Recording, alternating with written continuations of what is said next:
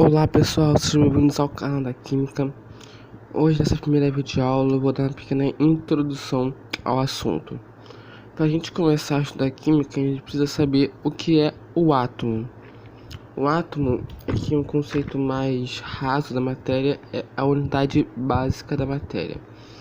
Tudo que existe na natureza é composto de átomos. E no início da química, uma das principais preocupações dos cientistas era entender como era esse átomo, o seu comportamento, a sua estrutura, o seu funcionamento. E o primeiro cientista que resolveu fazer isso foi Dalton, em 1803. Aqui ele afirma o seguinte,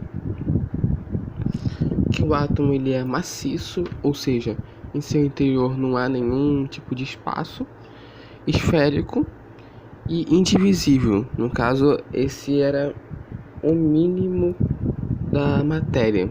No caso, é o átomo.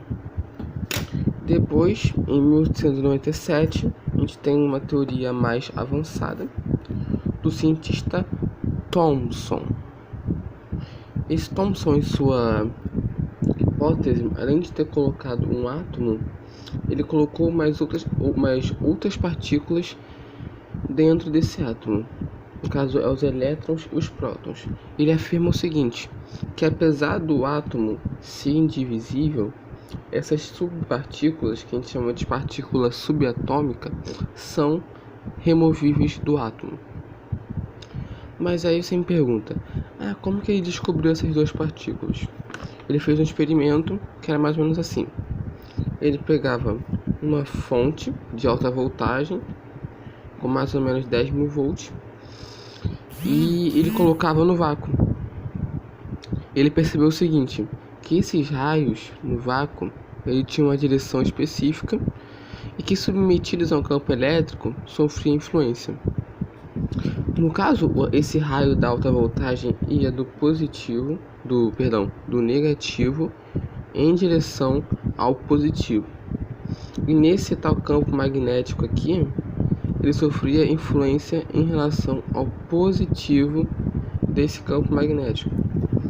Então, a gente podia afirmar que é o seguinte, esses raios eram negativos, porque como cargas opostas se atraem e como houve algum desvio desses tais raios, esse raio possuía carga negativa.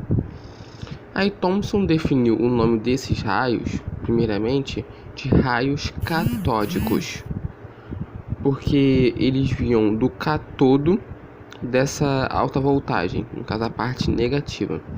Esses tais raios catódicos eram compostos de elétrons, que no caso é a carga negativa. Mas já esses tais raios, quando batiam em moléculas, como eram com tanta energia, acaba desprendendo elétrons dessas moléculas. Quando desprendiam elétrons dessas tais moléculas, com atrito entre as moléculas, ele percebeu o seguinte, em vez dele seguir o sentido negativo em direção ao positivo, ele seguia o sentido ao contrário. Então, na ausência de elétrons, esse raio era ao contrário.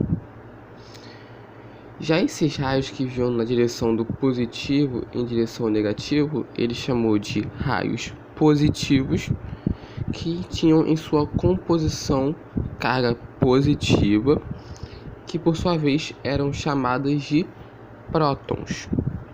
Então, nesse modelo de Thomson, ele instituiu essas duas partículas subatômicas, os prótons e os elétrons.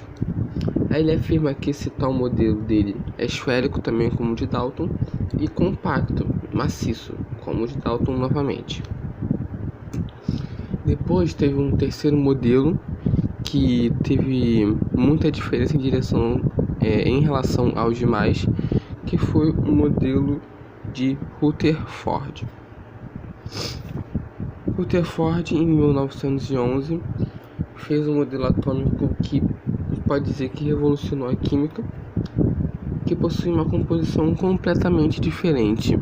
Porque é o seguinte, esses dois cientistas, tanto Dalton aqui em cima como Thomson, afirmavam que o átomo ele era compacto, maciço.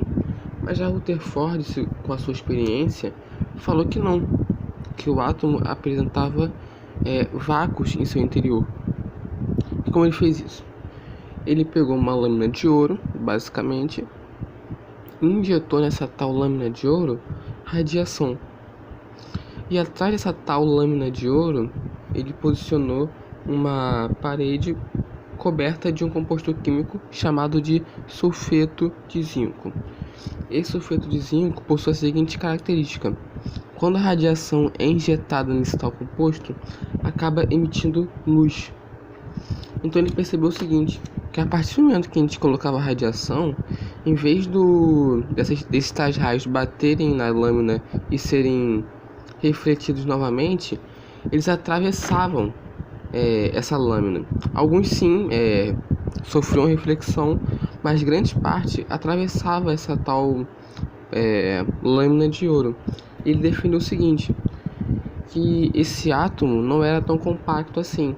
Ele possuía entre os espaços de elétrons e prótons, vácuo.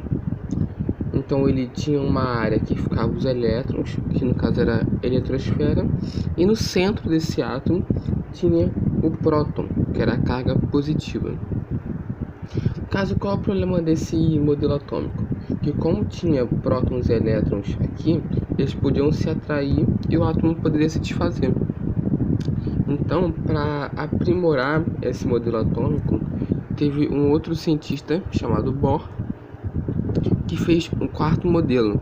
No caso, esse modelo foi chamado de Rutherford-Bohr, em que ele instituiu outros conceitos. Isso aí, galera. Essa aula de Bohr, por ser mais complexa, eu vou dar ela no próximo vídeo. E esses são os principais: Dalton, Thomson e Rutherford. Se você gostou do vídeo, deixe seu like e clique depois em se inscrever para receber mais notificações. Tchau.